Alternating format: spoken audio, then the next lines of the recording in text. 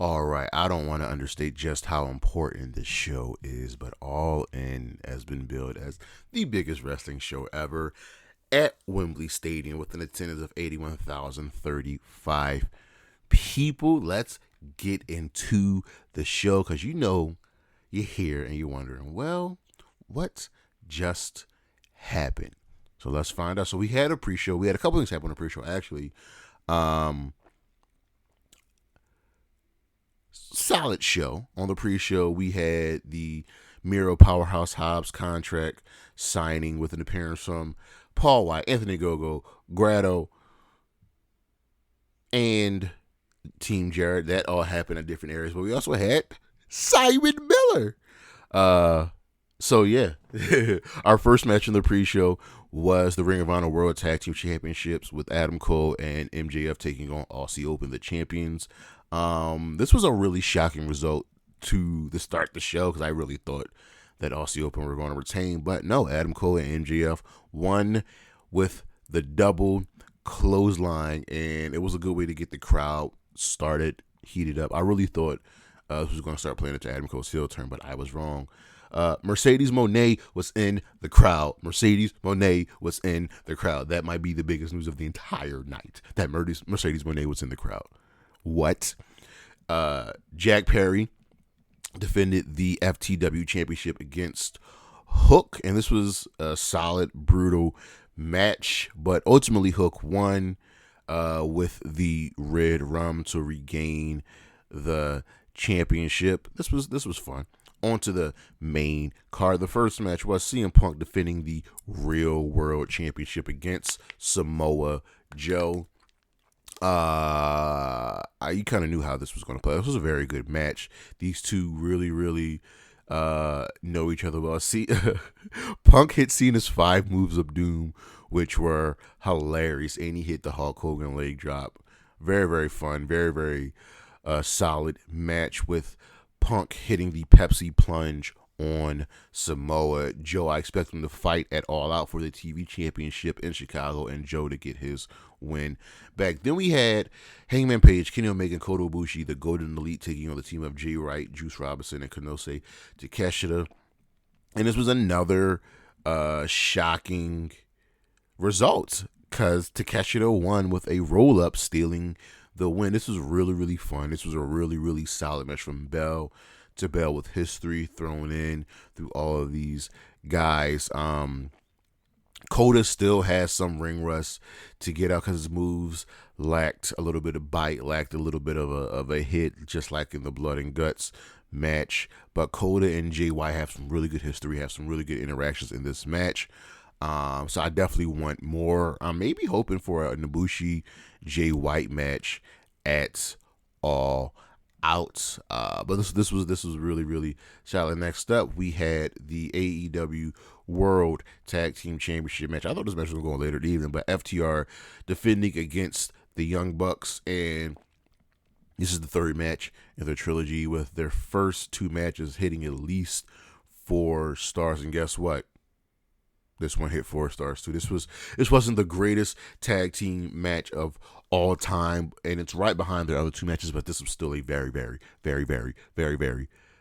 good match.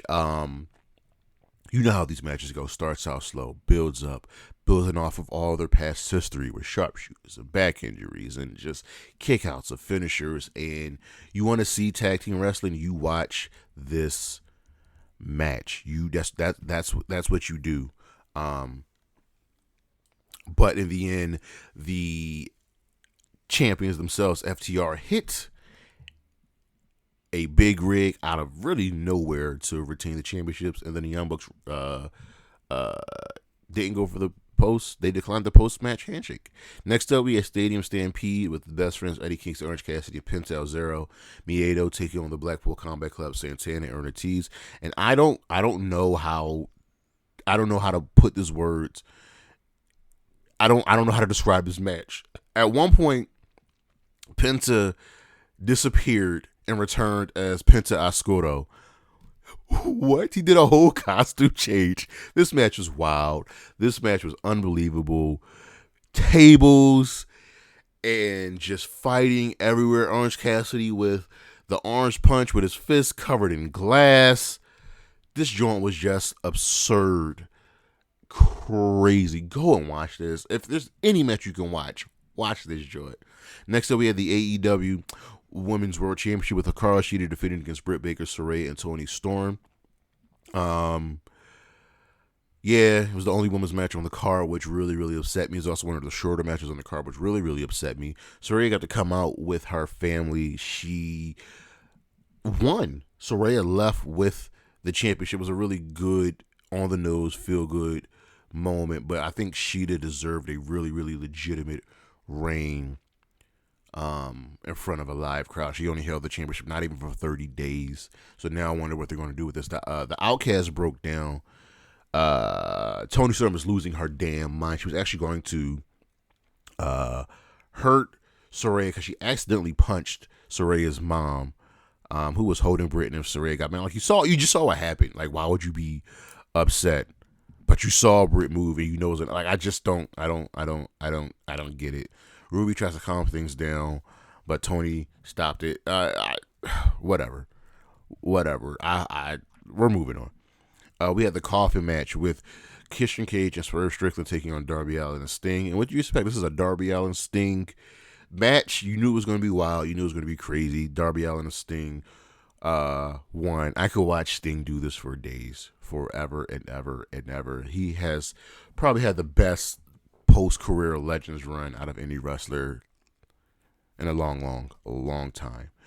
Chris Jericho and Will Ospreay had themselves a really, really solid match. Not great, not otherworldly, but it did more than enough to show that Will Ospreay is a star. That's what you got from this match. And it was good. It was solid. Next up, we had the AEW Trios Championship with the House of Black defending against the Acclaimed. And you knew how this was going to go.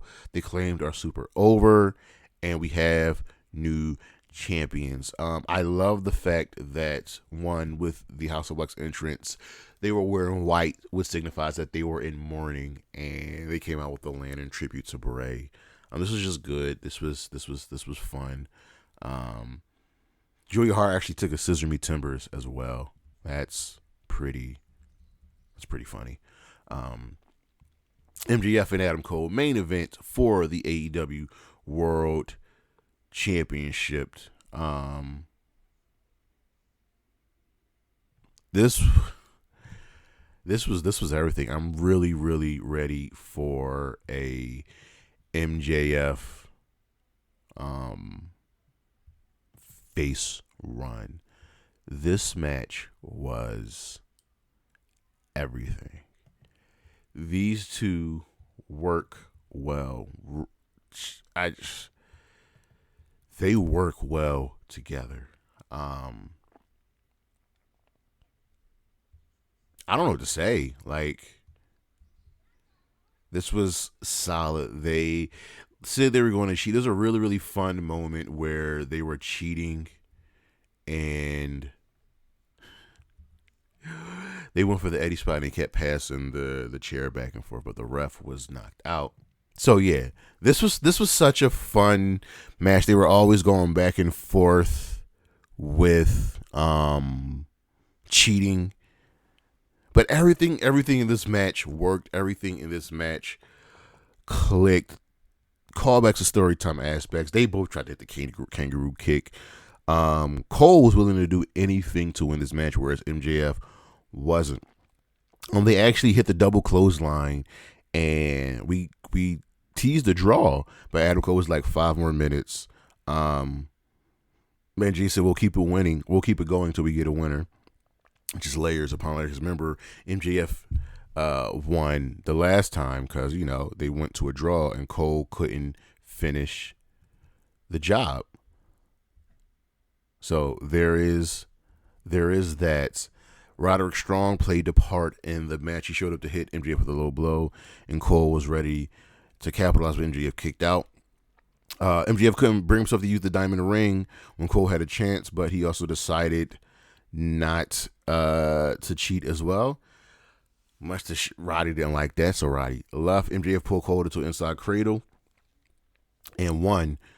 This was probably the match of the night next to the Stadium Stampede. This was so fun. They teased the breakup, including Roddy telling Cole to attack MJF. And MJF did the same thing. Cole turned his back on him. That Cole, crazy. They hugged it out, and this was good. This was a really, really good show. I just wish we got more from the women's match, and that's the one thing that really, really, really upsets me. But overall, Stadium Stampede, Jericho Ospreay, the tag titles, all of it, everything, it was a success. So that, ladies and gentlemen, is what just happened. Peace.